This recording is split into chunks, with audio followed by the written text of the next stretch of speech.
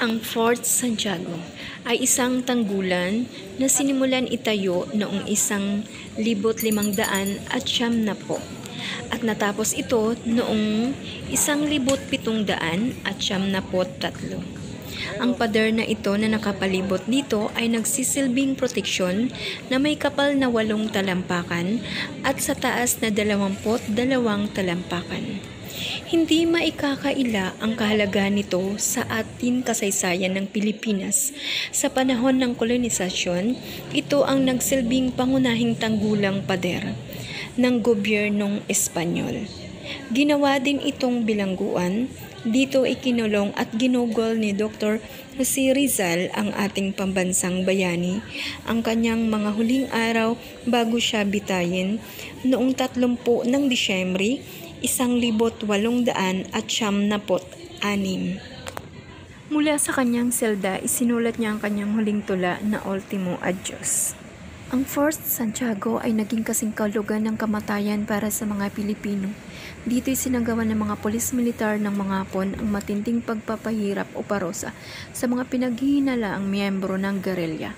Maraming Pilipinong namatay sa mga selda nito. Sa liberasyon ng Maynila noong Pebrero 3, 1945, dumana sa matinding pinsala ang pader o kota sa bombahan ng magkalabang forsa. At ang mga selda nito ay isa ng pambansang dambana. Mula sa imahin nito ay ng pagpapahirap ng kamatayan. Ito na ngayon ay larawan ng kagandahan at kapayapaan.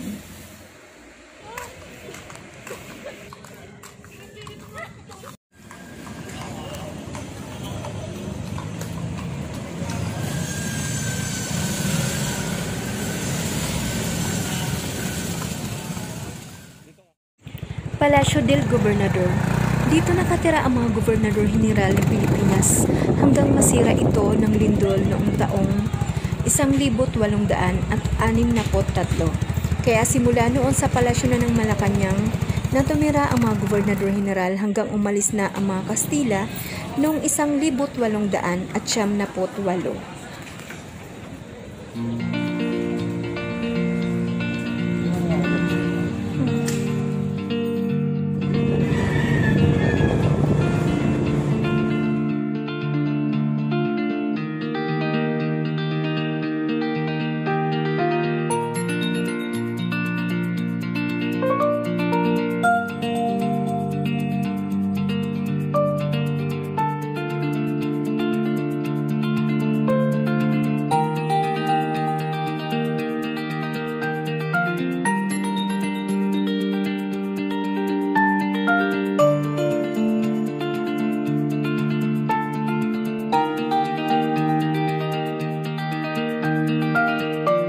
Isa sa mga makasaysayang lugar ang Intramuros, Manila.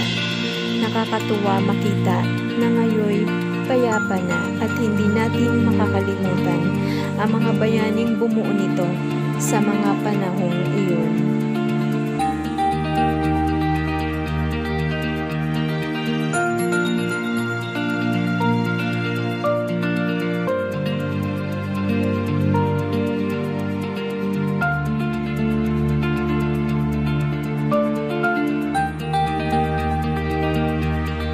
Atin naman bisitahin ang iba't iba pang mga makasaysayang lugar ng Pilipinas.